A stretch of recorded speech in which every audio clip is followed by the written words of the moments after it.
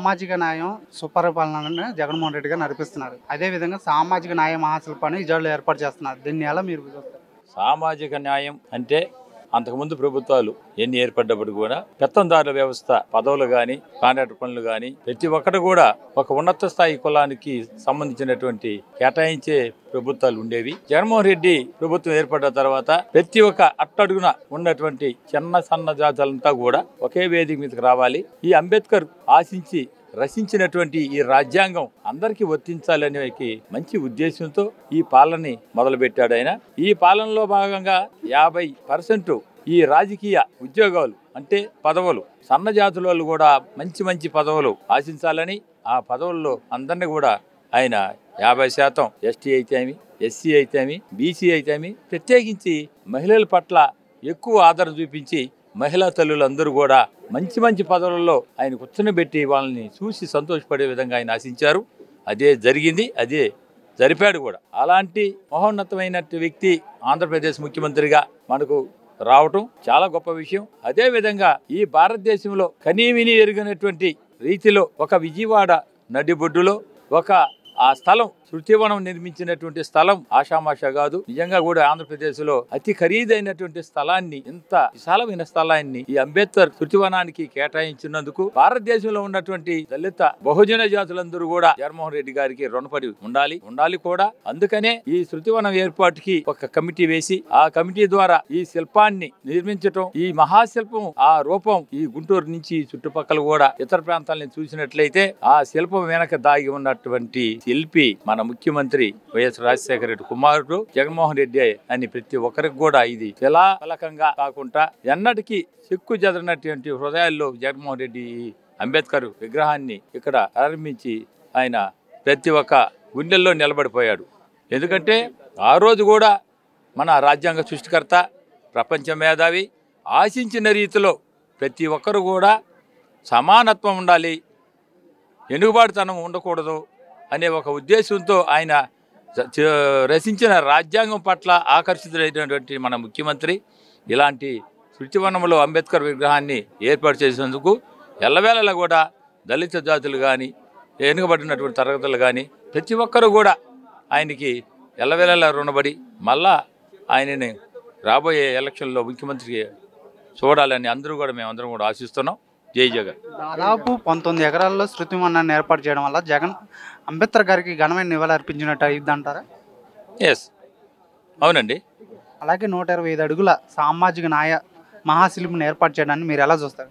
YSR Congress party అధికారంలోకి వచ్చిన తర్వాత రాష్ట్ర ముఖ్యమంత్రి వర్యులు శ్రీ వైఎస్ జగన్మోహన్ రెడ్డి గారు అనుసరిస్తున్నటువంటి బడుగు బలహీన వర్గాలకు సంబంధించినటువంటి అనేక సంక్షేమ పథకాలు, అభివృద్ధి పథకాలు ప్రజలందరినీ కూడా ఉత్తేజితులను చేస్తున్నాయి. ప్రజలందరినీ కూడా సంతోషపడేలాగా చేస్తున్నాయి. ప్రజలందరూ కూడా మళ్ళీ జగన్మోహన్ రెడ్డి గారు ముఖ్యమంత్రి కావాలని చెప్పేసి కోరుకుంటున్నటువంటి పరిస్థితిని తీసుకొస్తున్నాయి. ఇవన్నీ కూడా డాక్టర్ బిఆర్ అంబేద్కర్ గారు రాజ్యాంగ శిల్పి ఈ దేశంలో కలలుగన్నటువంటి ఎస్సీ, ఎస్టీ, బీసీ మైనార్టీలకు సంబంధించినటువంటి స్వరాజ్యాన్ని తీసుకొచ్చేదాని కోసం అని చెప్పేసి మన రాష్ట్ర ముఖ్యమంత్రి వర్యులు శ్రీ వైఎస్ జగన్మోహన్ రెడ్డి గారు కంకణం కట్టుకున్నటువంటి పరిస్థితిని చూస్తే నిజంగా ఈరోజు విజయవాడ పురవీధుల్లో ఆ పరిస్థితులు మనం అంతా కూడా కన్నులకు కట్టినట్లుగా ఆనంద పరవశతంతో మారుమవుతున్నాయని అనిపిస్తుంది. ఇప్పుడు ప్రజలు దైవంగా భావించే అంబేద్కర్ విగ్రహాన్ని విజయవాడలో ఏర్పాటు చేయడం వల్ల విజయవాడకి ఒక ఏమన్నా గౌరవం తగ్గే అవకాశం ఉందంటారా?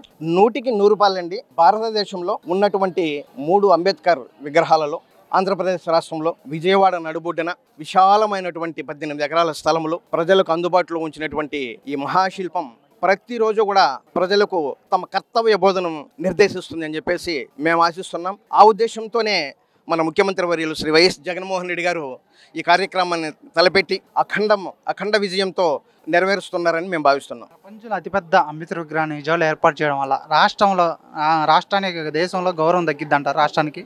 తప్పకుండా అండి. ఎందుకంటే కేవలం ఆంధ్రప్రదేశ్ రాష్ట్రంలో అంబేద్కర్ ఆశయాలకు అనుగుణంగా పాలన కొనసాగించాలి అనేటువంటి ఒక దృఢ చిత్తంతో మన రాష్ట్ర ముఖ్యమంత్రి వర్యులు శ్రీ వైఎస్ జగన్మోహన్ రెడ్డి గారు తీసుకున్నటువంటి నిర్ణయాల్లో భాగంగా మేము అమలు చేస్తున్నాము. బడుగు బలహీన వర్గాల ప్రజలందరికీ కాకుండా ఎస్సీ, ఎస్టీ, బీసీ మైనారిటీ ప్రజలకు అందరికీ కూడా ఈ రాష్ట్రంలో సంక్షేమ ఫలాలనే కాదు అభివృద్ధి ఫలాలను వాళ్ళకి దగ్గర చేరుస్తున్నాము అని చెప్పడం కోసం ఈరోజు విజయవాడ నడుబొడ్డున ఈ మహాశిల్పి రాజ్యాంగ సృష్టికర్త అంబేద్కర్ గారి విగ్రహం పెట్టడం అనేది సముచితమైనటువంటి న్యాయం. అందరూ కూడా జేకట్టాల్సినటువంటి పరిస్థితి. అసలు సిసలైన సామాజిక న్యాయం అంటే ఏదో చూపించిన వ్యక్తి జగన్మోహన్ రెడ్డి గారు. స్వతంత్రం వచ్చి 76 సంవత్సరాలు అవుతున్నా కానీ నిజంగా భారత రాజ్యాంగాన్ని ఉన్నట్టుగా అమలు చేసిన వ్యక్తి జగన్మోహన్ రెడ్డి గారు. దానికి నిదర్శనమే డాక్టర్ బిఆర్ అంబేద్కర్ ఇంత 205 విగ్రహం.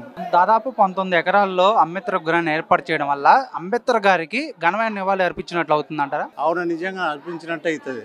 సామాజిక న్యాయం అని సామాజిక న్యాయ మహాశిల్పాన్ని ఏర్పాటు చేస్తున్నారు. రాష్ట్రంలో సామాజిక న్యాయం అనేది నడుస్తుందంటారా? 100% నడుస్తుంది. సామాజిక న్యాయం నడసబట్టే ఈ ఎస్సీ ఎస్టీ బీసీ మైనార్టీ, నా ఎస్సీ నా ఎస్టీ నా బీసీ మైనార్టీ అని ఆయన చాలా గర్వంగా చెప్తున్నాడు. ఇప్పుడు ప్రజలు దైవంగా భావించే అంబేద్కర్ విగ్రహాన్ని విజయవాడలో ఏర్పాటు చేయడం వల్ల విజయవాడకి ప్రత్యేక గుర్తింపు ఏమైనా వస్తుందంటారా? ఎందుకు రాదండి, విజయవాడకి గుర్తింపు వస్తుంది, మొత్తం ఆంధ్రప్రదేశ్కే గుర్తింపు వస్తుంది. తెలంగాణలో ఒక విగ్రహము మన ఆంధ్రప్రదేశ్లో 2వ విగ్రహంగా ఆయన చరిత్రకు ఎక్కుతారు. ప్రపంచంలో అతిపెద్ద విగ్రహం విజయవాడలో ఏర్పాటు చేస్తున్నారు. ఇది చరిత్రలో జగన్మోహన్ రెడ్డి గారి చరిత్రలో నిలుస్తారంటారా? 100% చిరస్థాయిగా నిలిచిపోతాడు. సామాజిక పాలన, సామాజిక న్యాయం అని జగన్మోహన్ రెడ్డి గారు అనుసరిస్తున్నారు రాష్ట్రంలో. అలాగే సామాజిక న్యాయ మహాశిల్పిని విజయవాడలో ఏర్పాటు చేయడాన్ని మీరు ఎలా చూస్తారు? సమర్థిస్తున్నామండి. జగన్ పరిపాలన బాగుంది. 9 పథకాలు పెట్టినాడు. వాడి విద్యా దీవెన బాగా పెట్టినారండి. మంచిగా భారీ మెజార్టీతో గెలిచాం. మేము డోన్ నియోజకవర్గము. మా మినిస్టర్ వచ్చేసి బుగ్గన రాజేంద్ర అండి. అక్కడ స్కూళ్ళు కానీ హాస్పిటల్ కానీ రోడ్లు కానీ సీసీ రోడ్లు కానీ పల్లెల్లో బాగా చేసినాడు. బాగా తప్పు మెజార్టీతో ఫుల్గా. రాష్ట్రంలో అతిపెద్ద విగ్రహాన్ని విజయవాడలో ఏర్పాటు చేయడం వల్ల విజయవాడకి ప్రత్యేక గుర్తింపు ఏమైనా వస్తుందంటారా? కంపల్సరీగా వస్తుందండి. రాజ్యాంగకర్త అంబేద్కర్, ఎందుకు రాకుండా పోతుంది? సామాజిక న్యాయ మహాశిల్పాన్ని ఏర్పాటు చేశారు. రాష్ట్రంలో సామాజిక న్యాయం నడుస్తుందని భావిస్తున్నారా? కంపల్సరీగా భావిస్తున్నామండి. దానికి ఏం డౌట్ ఏం లేదు. సామాజిక న్యాయ మహాశిల్పిని విజయవాడలో ఏర్పాటు చేయడాన్ని మీరు ఎలా చూస్తారు? చాలా అద్భుతంగా చూస్తున్నాం. ఎందుకంటే ఇది ఒక గొప్ప వరం అనమాట. దళితులకి ఇది ఒక మంచి అవకాశం. ఈ సెంటర్లో మహనీయుడు అంబేద్కర్ని ఇక్కడ నిర్మించడం అంటే జగన్మోహన్ రెడ్డికి దళితులందరూ రుణపడి ఉంటారు. ఇంకొక 5 మాటలు మళ్ళీ జగన్మోహన్ రెడ్డికి ముఖ్యమంత్రి కోసం మేము ఎదురు చూస్తూ ఉంటాం. ప్రజలు దైవంగా భావించే అంబేద్కర్ విగ్రహాన్ని విజయవాడలో ఏర్పాటు చేయడం వల్ల విజయవాడకి ప్రత్యేక గుర్తింపు వస్తుందంటారా? అసలు ప్రపంచ మేధావి ఆయన బొమ్మ ఇక్కడ ఉందంటే ఇంకా విజయవాడకు కాదు, మన ఆంధ్రప్రదేశ్కి ఒక గొప్ప వరం. స్వర్ణ యుగాల అక్షరాలతో లిఖించాలా. అంబేద్కర్ గారి ఆశయ భావనల్ని జగన్మోహన్ రెడ్డి ముందుకు తీసుకెళ్తున్నారు. ఆశయాలు ముందుకు నడుస్తున్నాయని భావిస్తున్నారు. 199% నడిపిస్తున్నారు. ఇవాళ ప్రతి ఒక్కటి మైనార్టీలు, ఎస్సీలు, బీసీలే పెత్తనం చేస్తున్నారు. ఇవాళ యాంటీ అయింది ఏంటంటే చంద్రబాబు నాయుడు దోపిడీ వర్గం యాంటీ అయింది.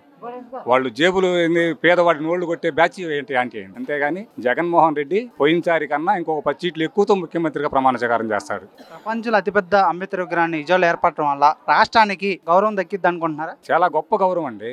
ఇలా అసలు ఈ విగ్రహం అంటే ఏంది సెంటర్లో, ఇది మహా గొప్ప అద్భుతం అనమాట. ఇది మైనార్టీలు, బీసీలు, ఎస్సీలు, అణగారిన వర్గాలకి ఒక దిక్సూచేతనం.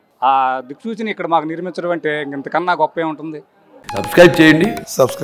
Please do subscribe to. Please like, share and subscribe to top Telugu TV. Top Telugu TV. Top Telugu TV.